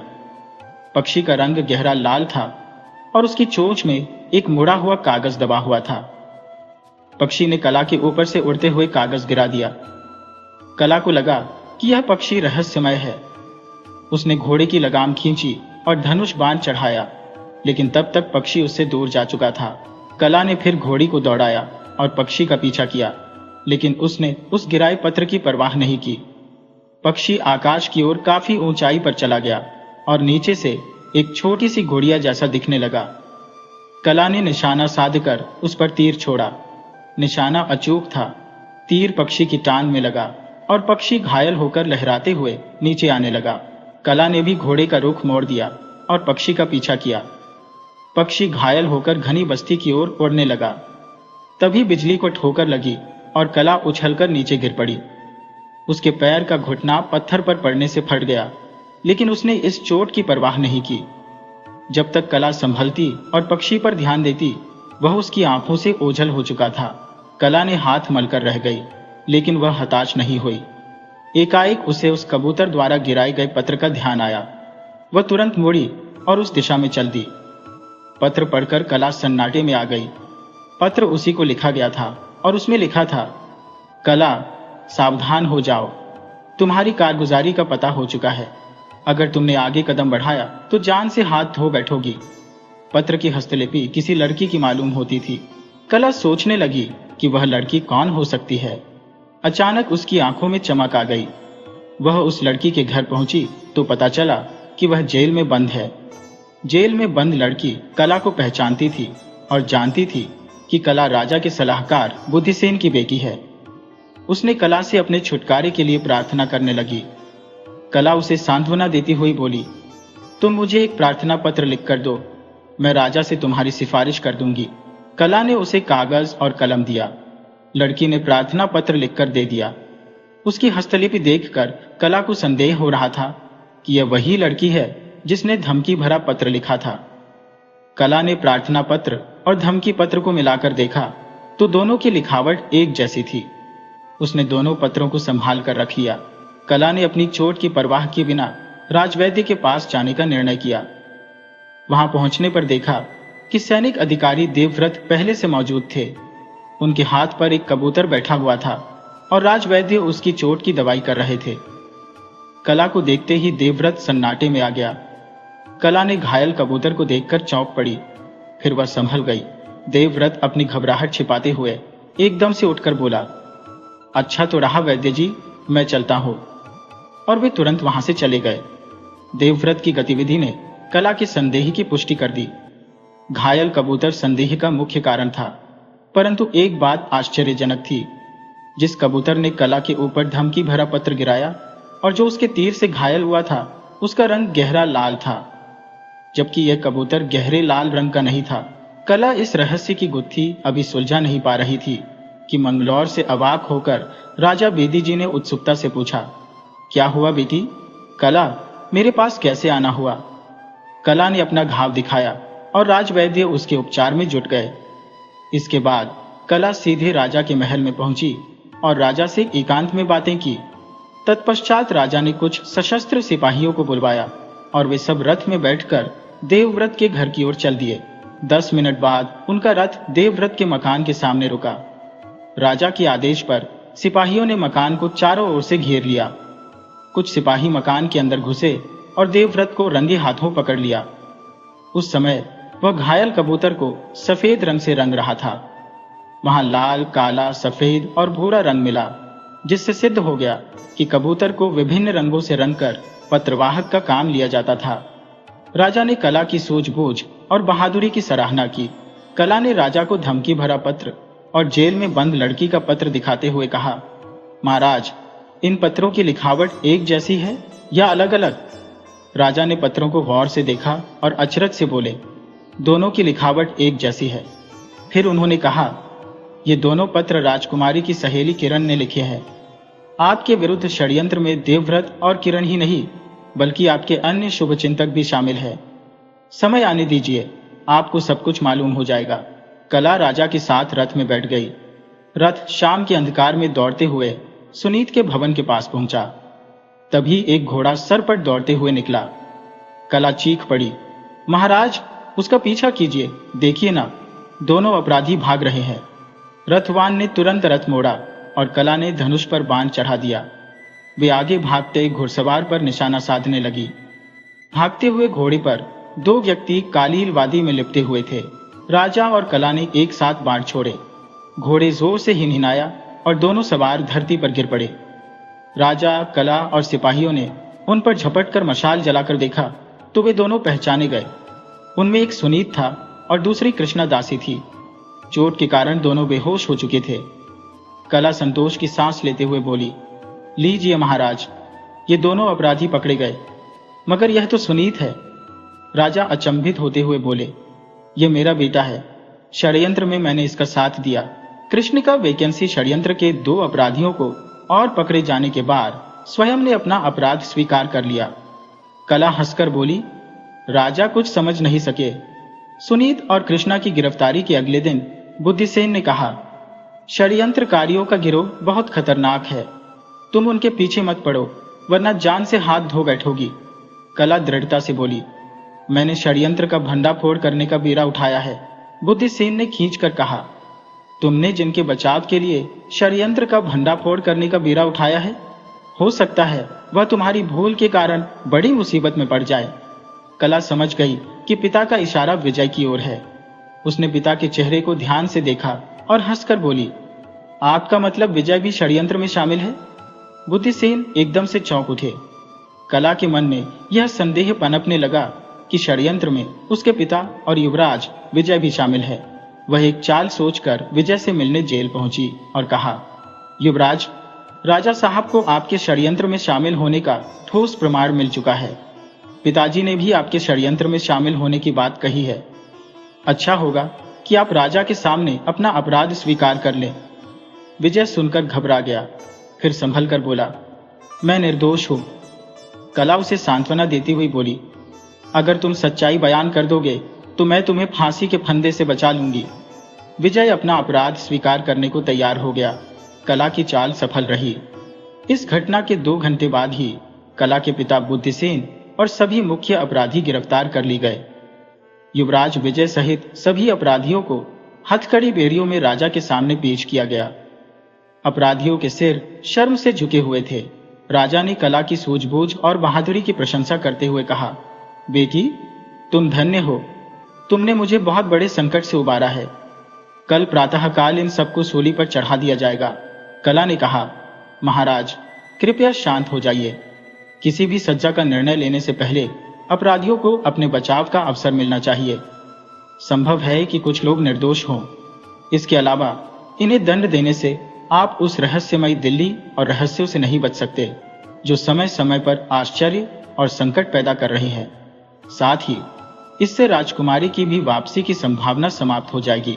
राजा ने कला की बुद्धिमानी की सराहना करते हुए कहा, तुम सही कह रही हो। हम अपराधियों के बयान को ध्यानपूर्वक सुनेंगे और उनके अपराध के आधार पर दंड का निर्णय करेंगे। सभी अपराधियों को जेल में डाल दिया गया। अगले दिन राजा का दरबार जनता से खचाखच भरा हुआ था। सबसे पहले युवराज विजय को अदालत के कटघरे में लाया गया। सभी की निगाहें युवराज पर टिक गईं। विजय ने अपना बयान शुरू किया। यह सच है कि मैंने अपने पिता राजा के खिलाफ षड्यंत्र रचा था, लेकिन इसका उद्देश्य उन्हें नुकसान पहुंचाना नहीं था, बल्कि राज्य में शांति स्थापित करना था। मेरी दयालु प्रकृति मुझे किसी का दुख दर्द देखकर चुप नहीं बैठने देती। जब राज्य में अकाल पड़ा, पिताजी राजकुमारी के लिए महल बनवा रहे थे। यह देखकर मुझे बहुत दुख हुआ। मैंने पिताजी से जनता की सहायता करने को कहा, परंतु उन्होंने मेरा अनुरोध ठुकरा दिया और मुझे अपने तरीके से सहायता करने का ताना दिया। इस अपमान से मेरा आत्मसम्मान आहत हुआ। मैं जनता को सहायता का आश्वासन दे चुका था, इसलिए मुझे हर हाल में उनकी मदद करनी थी। सेना के सेनापति भी पिताजी से असंतुष्ट थे और उन्होंने मुझे जनता की मदद के लिए प्रोत्साहित किया और अप्रत्यक्ष रूप से सहायता भी दी। मैंने स्वयं महल को गायब करने का निर्णय ले लिया था। मेरे गुरु विभूत आचार्य, जो एक महान वैज्ञानिक और तांत्रिक थे, ने मुझे कई विद्याओं का ज्ञान दिया, जिसमें विस्फोटक द्वारा भारी वस्तुओं को ध्वस्त करना और अदृश्य होना शामिल था। मैंने अपनी योजना को पूरा करने के लिए कुछ विश्वासपात्र सैनिकों और पहरेदारों को अपने साथ लिया। सबसे पहले मैंने एक कुशल और गूंगे कारीगर को बुलाकर एक गुप्त स्थान पर रखा और उसके हाथों मोम का महल बनवाया, जिसे देखने से असली महल का भ्रम होता था। मोम के महल में एक विशेष प्रकार की गैस भरी थी, जिसकी मदद से उसे उठाया जा सकता था। वर्षगांठ वाले दिन मैं अपने कुछ साथियों के साथ रात 12 बजे महल पहुंचा। उस समय पहरेदार और सैनिक सो रहे थे। महल के अंदर उत्सव चल रहा था। मैं अपनी बहन स्वर्ण प्रभाकर और उसकी सहेलियों को नुकसान नहीं पहुंचाना चाहता था। हम जंगल में छिप गए और सोचा कि किसी तरह उन्हें बाहर निकालें ताकि हम आगे की योजना पर काम कर सकें। विचार आया कि महल के पास विस्फोट करूं, जिससे वे लोग डर कर भाग जाए। मैंने महल के सामने एक विस्फोटक बम फेंका, जिससे महल में भूचाल सा आ गया। पहरेदार भयभीत होकर इधर उधर भागने लगे। 10 मिनट बाद मैंने महल के अंदर जाकर देखा तो राजकुमारी का कमरा खाली था। वे लोग डर कर भाग गए थे। महल जमीन में धंसने लगा था। तभी मैंने एक और धमाका किया और नकली स्वर्ण महल को गैस के गुब्बारे की तरह आकाश में उड़ा दिया। पहरेदारों की आंखें चकाचौंध हो गईं। वे नकली महल की ओर दौड़ पड़े। इस दौरान हमें असली महल की नींव कमजोर करने का मौका मिल गया।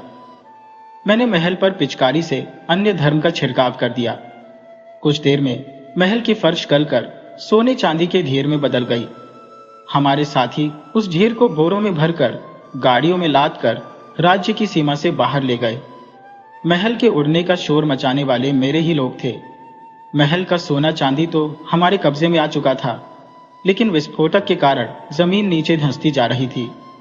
वहां एक गहरा खड्डा बनता जा रहा था और नीचे से पानी फूटने लगा था। ये सारी घटनाएं बड़ी तेजी से घटित हुई थी। अपने साथियों को आवश्यक निर्देश देकर मैं राजमहल लौट आया ताकि पिताजी को मुझ पर संदेह ना हो। मेरे सहयोगी सोने चांदी के बोरे जलपोत पर लादकर समुद्र के रास्ते विदेश चले गए। वहां से उन्होंने अन्न और वस्त्र लाए, जो मेरे संकेत पर राज्य की अकालग्रस्त जनता में बांट दिए गए। स्वर्ण महल को गायब करने का मेरा उद्देश्य केवल जनता की सहायता करना था। महल को उजाड़ने के अतिरिक्त षड्यंत्रों के बारे में मुझे कुछ ज्ञात नहीं था।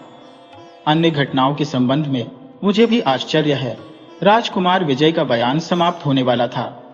राजा ने उससे पूछा, तुमने नकली स्वर्ण महल सिर्फ एक बार उड़ाया था? विजय ने कहा, जी नहीं, 2 बार, ताकि आपको यकीन हो जाए कि स्वर्ण महल सचमुच उड़ गया है। क्या नकली महल अब भी तुम्हारे पास है? तुम जब चाहो उसे उड़ा सकते हो? राजा ने पूछा। विजय ने उत्तर दिया, जी हाँ, यह चमत्कार मैं जब चाहूं कर सकता हूं। नकली स्वर्ण महल एक जंगल के खंडहर में रखा है। मैं उसे गैस के द्वारा उड़ा सकता हूं और रेशम की डोर से नीचे खींच सकता हूं। रेशम की पतली डोर महल से बंधी हुई है, जो साधारण आंखों से दिखाई नहीं देती। जब मैं कृष्णा दासी के यहां से लौट रहा था, तो क्या मेरे रथ को तुमने ही रोका था? राजा ने पूछा। युवराज ने उत्तर दिया, जी हाँ, उस समय मैंने अदृश्य होने की कला का लाभ उठाया था। अदृश्य होकर मैंने आपके रथ के पहियों को लोहे के कांटों में फंसा दिया था। आकाशवाणी भी मैंने ही की थी। आपका अभिमान मिटाकर आपको जनता की भलाई के लिए प्रेरित करने के लिए। राजकुमार विजय के बयान के बाद खुफिया अधिकारी सुनीत अदालत के कटघरे में आया। सुनीत का बयान इस प्रकार था, आप हमें पहचानते नहीं महाराज। मैं आपके शत्रु राजा भीमदेव का पुत्र हूँ और कृष्णा दासी मेरी माँ है। आपको याद होगा महाराज, आज से 20 बरस पहले आपने मेरे बीमार पिता पर आक्रमण कर दिया था। दया की भीख मांगने पर भी आपने उनकी हत्या कर दी और उनका राजपाट हड़प लिया। तब मैं 1 वर्ष का था। पिता की हत्या के बाद माँ किसी प्रकार जान बचाकर भागी और जंगल में छिपकर रही। वही मेरा बचपन बीता। मैंने अपनी माँ से आपकी क्रूरता और निर्दयता की कहानी सुनकर पिता का बदला लेने का संकल्प किया। हम एक वृद्ध जादूगर के संरक्षण में रहे, जिसने मुझे मंत्र सिखाए। वृद्ध की मृत्यु के बाद हम जंगल छोड़कर राजनगर आए और आपके राज्य में नौकरी करने लगे। मेरी माँ तृष्णा आपकी दासी बनी और मुझे सेना में सिपाही नियुक्त किया गया। अपने परिश्रम और ईमानदारी से मैं उच्च अधिकारी बन गया। राजकुमारी स्वयं प्रभा को देखकर मैं उसकी सुंदरता पर मुग्ध हो गया और उसे अपनी पत्नी बनाने का निश्चय किया। आपके राज्य में कार्य करते हुए मैंने अनुभव किया कि आप अभिमान और स्वार्थी प्रकृति के हैं। आपके बेटे और सलाहकार भी आपसे असंतुष्ट थे। मैंने आपके विरुद्ध षड्यंत्र रचने का निश्चय किया। हमारे षड्यंत्र का पहला शिकार आपकी बेटी स्वयं प्रभा हुई। षड्यंत्र में मैं, मेरी माँ, सैनिक अधिकारी देवव्रत, सेना के कुछ सिपाही और राजकुमारी की सहेली किरण शामिल थे। स्वयं प्रभा की 4थी वर्षगांठ के दिन आधी रात के समय हमने सोने का महल गायब किया। मेरी माँ कृष्णा और किरण राजकुमारी के साथ थी। मेरी माँ ने नशीला पानी पिलाया था। जब मैंने राजकुमारी का अपहरण किया, तभी एक और जोर का धमाका हुआ और स्वर्ण महल धरती में धंसने लगा। हम लोग चकित रह गए। कुछ मिनट बाद हमने राजकुमारी और उसकी सखियों का अपहरण कर लिया। हमने उन्हें जंगल में एक तिलिस्मी गुफा में कैद कर दिया। सुनील ने अपना बयान समाप्त करते हुए कहा, महाराज, यह था हमारे षड्यंत्र का पूरा विवरण। महल के पास पहुंचने पर मैंने देखा कि वह अदृश्य हो चुका था। उसकी जगह एक विशाल तालाब ने ले ली थी। जहां पहले एक गहरा गड्ढा था, वहां अब पानी का स्रोत फूट पड़ा था। मेरा उद्देश्य केवल राजकुमारी की देखभाल करना नहीं था, बल्कि युवराज विजय को भी अपने वश में करना था। इसके लिए मैंने एक मजबूत और सुदृढ़ जाल बिछाया था। कुछ शुभ चिंतकों को भ्रमित करने के लिए मैंने जादू और तिलिस्म का सहारा लिया। अपहरण के पश्चात भोर में मैंने किरण को तालाब में फेंक दिया था और उसे मंत्रों से इस प्रकार बांध दिया था कि उस पर गर्म पानी का असर न हो और वह डूब न सके। मैंने अपनी वृद्ध आश्रयदाता जादूगरनी से कई जादुई तरकीबें सीखी थी। घटनास्थल पर मैं आपके साथ ही था और मैंने अपने जादू से तालाब के पानी को इतना गर्म कर दिया कि कोई और उसमें प्रवेश न कर सके। आप पर विश्वास जमाने के लिए मैंने पानी में छलांग लगाई थी और जानबूझकर डूब गया था। फिर सांस रोककर तालाब के तल में बैठ गया। आपके चले जाने के बाद मैं बाहर निकलकर उस कंदरा में गया जहां मैंने राजकुमारी को कैद कर रखा था। आकाशवाणी द्वारा आपको सचेत करने का कार्य भी मैंने ही किया था। तालाब के पानी को खून में बदलने और उसमें वेला दर्जी का सिर दिखाने का कारनामा भी मेरा था। हालांकि न तो तालाब में असली खून था और न ही वेला का सिर असली था। मैंने रातों रात लाल रंग के असंख्य बोरे तालाब में डलवाए थे, जिससे पानी का रंग लाल हो गया। वेला का कटा सिर असल में एक कुशल मूर्तिकार द्वारा बनाया गया था, जो मनुष्य की त्वचा और हड्डियों जैसा दिखाई देता था। इसी प्रकार राजकुमारी का कटा हाथ भी नकली था। ये सभी कारनामे मैंने आपको जादू और तिलिस्म के भ्रम में रखने के लिए किए थे। राजकुमारी का हाथ मैंने ही फेंका था और उसकी हस्तलिपि में पत्र लिखवाया था। कबूतर के माध्यम से पत्र भेजने का कार्य भी मेरा ही था। मैं राजकुमारी से नकाब पहनकर मिलता था ताकि वह मुझे पहचान न सके। राजकुमार के प्रति आपके मन में अविश्वास और संदेह पैदा करने का उपक्रम भी मैंने ही किया था। मेरी योजना थी कि रोज नए नए चमत्कार और आतंक दिखाकर आपको इतना हैरान और परेशान कर दूं कि आप राज्य छोड़कर भाग जाएं या मेरे शिकंजे में फंस जाए। लेकिन बीच में ही षड्यंत्र का भंडाफोड़ हो गया। कृष्णा दासी ने अपने बयान में कहा, यह सच है कि पति का बदला चुकाने के लिए ही हमें महाराज के विरुद्ध षड्यंत्र करना पड़ा। मैंने राजकुमारी और उसकी सखियों को बेहोश करने के लिए नशीला पानी पिलाया था। मैं जानबूझकर गूंगी बन गई थी ताकि मुझसे कुछ कहने के लिए बाध्य न किया जा सके। मैंने राजा साहब को भ्रमित करने के लिए अपने आप को बीमार बना लिया था। अपने बेटे की कैद में मैंने राजकुमारी को कोई तकलीफ नहीं होने दी। लाल नकाब पहनकर मैं उसे अपने हाथों से भोजन कराती थी। हम माँ बेटा राज्य में एक दूसरे से अपरिचित की तरह रहते थे ताकि कोई हमें पहचान न सके। सुनील साधु के भेष में मुझसे मिलता था ताकि कोई उसे पहचान न सके। मैंने षड्यंत्र में भाग लिया, लेकिन अपने हाथों से कोई अपराध नहीं किया। सैनिक अधिकारी देवव्रत ने भी षड्यंत्र में शामिल होने की बात स्वीकार की। उसने अपने बयान में कहा, मैं इस आशा से सुनील का सहयोगी बन गया कि उसके उद्देश्य की पूर्ति होने पर वह मुझे राज्य में एक महत्वपूर्ण स्थान देगा। महाराज को तंग करने का कारनामा मेरा ही था। सुनील के आदेश पर मैं बनावटी दैत्य का रूप धारण कर लेता था। सुनील मंत्र के बल से मुझे आकाश में उड़ाने की क्षमता प्रदान करता था। जब मैंने महाराज को लेकर उड़ने का प्रयास किया तो राजकुमार धनुषपति सामने आ गए थे। मैं जान बचाने के लिए जंगल की ओर भाग गया था और मुंह खोले अजगर के मुंह में छिप गया था। तब कला ने राजकुमार को अजगर की पकड़ से बचाने के लिए तीर चलाई थी। तभी मुझे भागने का मौका मिल गया था। मेरे पास एक पालतू और प्रशिक्षित कबूतर था जिसे विभिन्न रंगों में रंगकर षड्यंत्र में उपयोग में लाता था। कला पर धमकी भरा पत्र मैंने उसी कबूतर द्वारा गिरवाया था। उसी कबूतर को सफेद रंग में रंगकर सुनील ने महाराज के कमरे में राजकुमारी का पत्र पहुंचवाया था। मैं और कबूतर दोनों राजबंदी है। मेरे अपराध के पीछे पद और धन का लालच है। राजकुमारी की सहेली किरण का बयान भी संक्षिप्त था। उसने कहा, मैं देवव्रत से प्रेम करती हूँ। उसे खुश रखने के लिए मुझे षड्यंत्र में शामिल होना पड़ा। संयंत्र का पर्दा डालने के लिए मैंने महाराज के सामने एक गोलमाल बयान दिया। कला को धमकी भरा पत्र मैंने अपनी हस्तलिपि में लिखा था। बुद्धि ने अंतिम अपराधी के रूप में बयान देते हुए कहा, मैं राजकुमार विजय सिंह की सज्जनता और सहृदयता से प्रभावित हूँ। मैं चाहता था कि मेरी बेटी कला का विवाह राजकुमार विजय के साथ हो। मैं विजय के साथ देने को विवश हो गया था क्योंकि विजय के सुख और सफलता में मेरा और मेरी बेटी का हित निहित था। कला ने अपने बयान में कहा, यह सच है कि मैं राजकुमार विजय से प्रेम करती हूँ और इन्हीं के कारण मैंने षड्यंत्र का भंडाफोड़ करने में दिलचस्पी ली। लेकिन यह सच नहीं है कि राजकुमारी पत्नी बनने के लिए मैंने षड्यंत्र का पर्दाफाश किया। सच तो यह है कि व्यक्तिगत स्वार्थ और प्रेम से देश प्रेम कहीं ऊंचा है। हमें देश की शांति और व्यवस्था को सुचारू रूप से चलाने के लिए, अराजक तत्वों को नष्ट करने के लिए अपना सब कुछ समर्पित कर देना चाहिए। ऐसी भावना से प्रेरित होकर मैंने षड्यंत्र का भंडाफोड़ करने का बेड़ा उठाया था। ईश्वर का धन्यवाद है कि मैंने इसमें सफलता प्राप्त की। जाते जाते भी मैंने अपने कर्तव्यों से मुंह नहीं मोड़ा। राजकुमार विजय और मेरे पिता भी इस साजिश में सम्मिलित थे, ये मैंने समझ लिया था और इसी कारण से मुझे इसका पर्दाफाश करना पड़ा। जब देश और समाज के हित का प्रश्न हो तो पिता, पति या पुत्र के मोह को त्याग देना चाहिए। देश के साथ विश्वासघात करना सबसे बड़ा अपराध है। राजा ने कहा, तुम धन्य हो बेटी, तुम महान हो।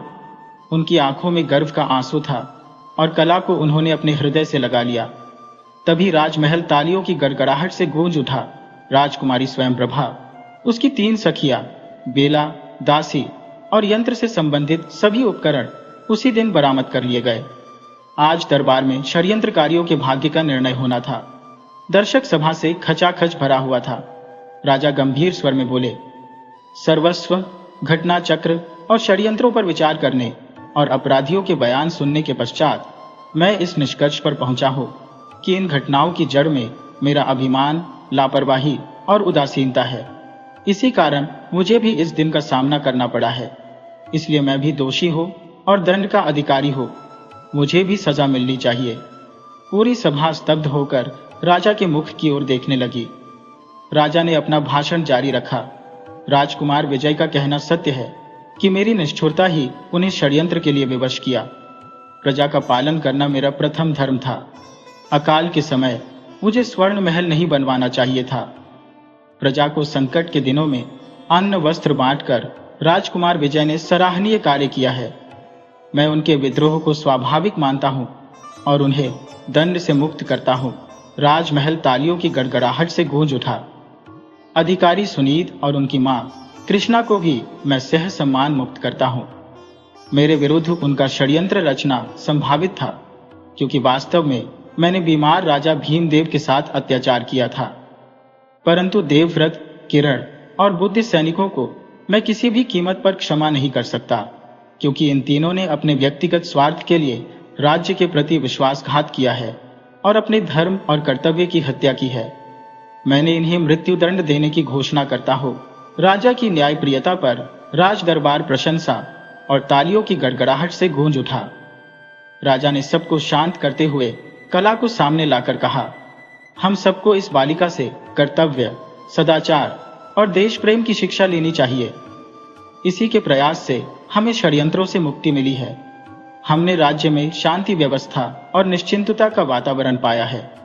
आज के 7वें दिन कला के साथ युवराज विजय सिंह का विवाह संपन्न होगा। साथ ही सुनीत और स्वर्ण प्रभा पति पत्नी बनेंगे। मेरे राज्य का संचालन कला के सुयोग्य हाथों में होगा। आप क्या करेंगे महाराज? किसी ने भीड़ में से चिल्लाया। मैं सिंहासन त्याग कर राज्य के गांव गांव में जाऊंगा और जनता का दुख दूर करूंगा। धन्य हो महाराज, धन्य हो। राजा की जय जयकार होने लगी। गगनभेदी नारों से धरती आकाश गूंजने लगे। कला और युवराज विजय ने आगे बढ़कर राजा के पैर छू लिए। स्वर्ण प्रभा और सुनीत की भी खुशी का ठिकाना नहीं था। कुछ दिनों बाद राजा ने कला, युवराज विजय, स्वर्ण प्रभा और सुनीत का विवाह करवा दिया और सुनीत को अपना आधा राज्य देकर वहां का राजा बना दिया। अब प्रजा में अमन चैन था। सब राजा की न्यायप्रियता के कायल थे। सब राजा की जय जयकार करने लगे और राजा को महान शासकों में गिना जाने लगा।